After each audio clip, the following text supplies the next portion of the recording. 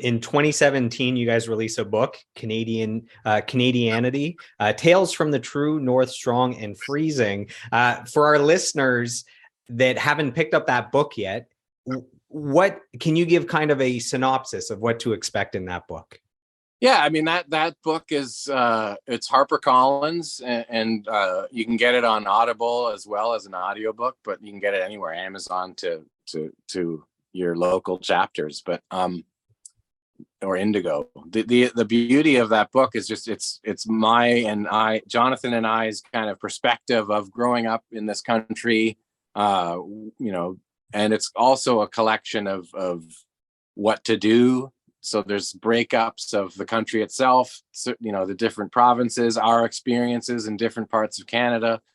And also we had BAHDS from our podcast right in. So there's like, you know, there's a little bit of a how-to element of like the best of Canada in there too. So it's kind of it's a great toilet read. It's a good one to just pick up, and you could probably rip through it in an hour and a half.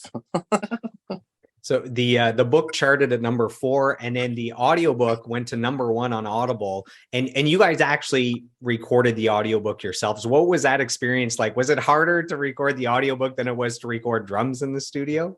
Oh, fuck yeah, for sure. Yeah, big time. It was, it's funny because Jonathan, for a job, you know, obviously he's a great broadcaster, and he's one of those people that can read a teleprompter like crazy. He can also retain lines as an actor. He's great at remembering stuff. I'm terrible at lines. Like, I have to read what I'm saying always.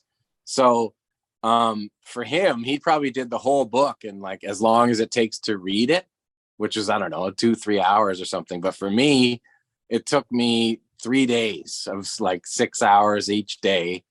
And like line per line, having to stop and maybe get like, I think the most I got was 2 lines without having to, you know, the engineer to stop and repeat. And because you have to do the word for word exact how it is, or else you got to redo it.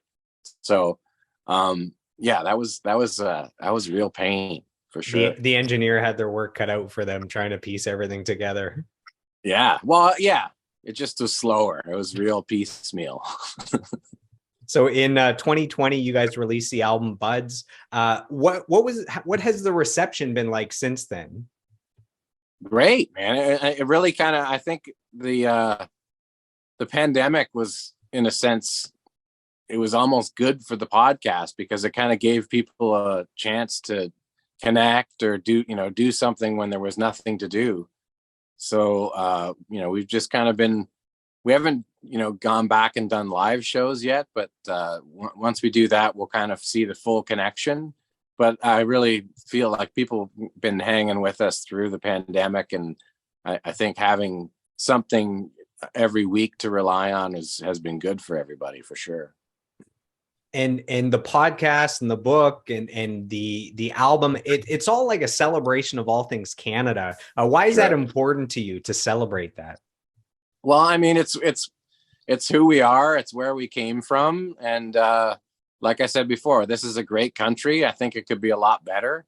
But I really feel like this is the best place for the future of the world. You couldn't ask for a better place to be. And that the whole concept of the podcast is just Canadianity being something that's fantastic and something that could be better. And we can work towards being one of the, you know, the most positive places to be.